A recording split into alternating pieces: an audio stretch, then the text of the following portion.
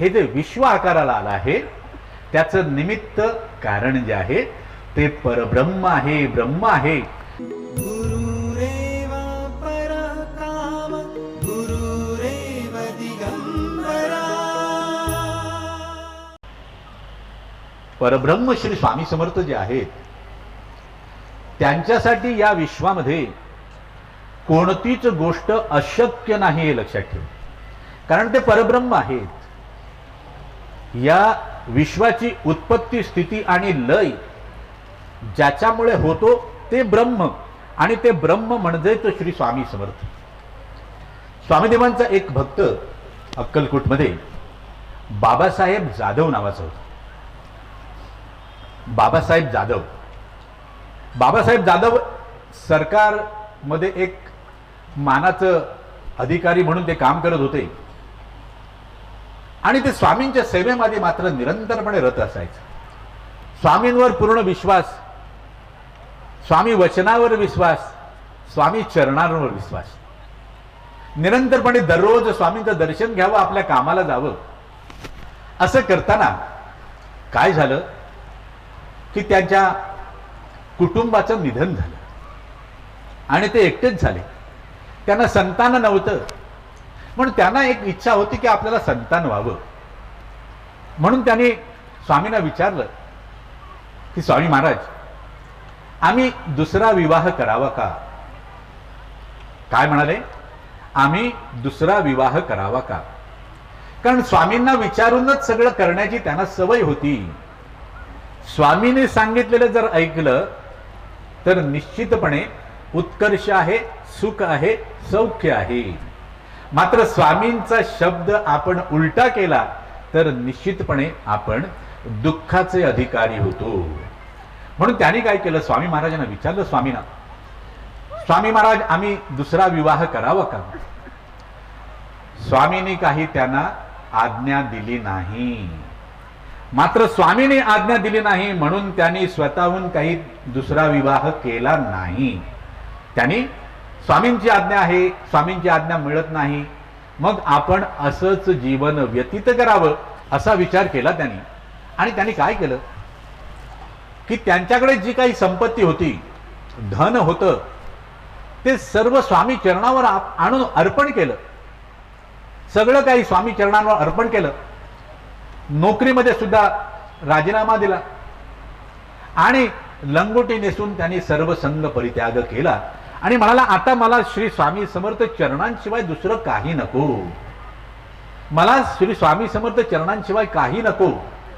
ते सरकारमध्ये कामाला असल्यामुळे त्यावेळेला त्यांना 10 रुपये महिन्याला पेन्शन चालू झाली होती. त्यावेळेचे 10 रुपये म्हणजे आताचे खूप झाले.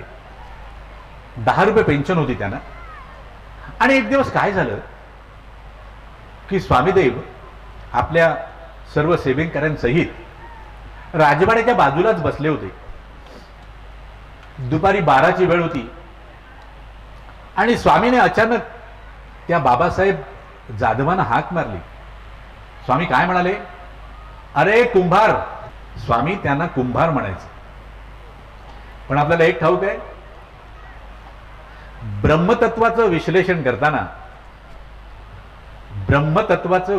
करताना घड्याचा आणि कुंभाराचा तो दृष्टांत सांगितला जातो की घडा कसा आकाराला येतो तर त्या कुंभारामुळे.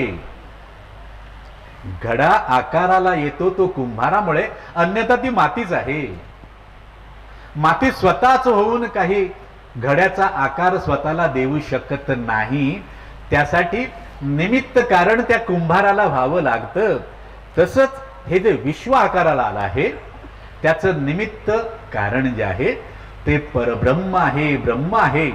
मात्र सांख्यदर्शन जे आहे ते सांख्यदर्शनकार म्हणतात की हा संसार आकाराला आला आहे, त्याचं उपादान कारण जे आहे ते प्रकृती आहे आणि निमित्त कारण जे आहे ते ब्रह्म आहे. आणि ब्रह्मसूत्रकार जे आहेत ते म्हणतात की या संसाराचं उपादान आणि निमित्त कारण हे ब्रह्मच आहे. म्हणजे मला काय सांगायचं आहे की त्या बाबासाहेब जाधवांना स्वामी कुंभार म्हणून अशीच हाक मारत नव्हते. स्वामीने त्याला बोलावलंच, कुंभार अरे इकडे ये. बाबासाहेब जाधव धावत धावत स्वामींकडे आले. स्वामी महाराज काय? अरे तुझ्या नावाची चिठ्ठी आली आहे. अरे तुझ्या नावाची चिठ्ठी आली आहे.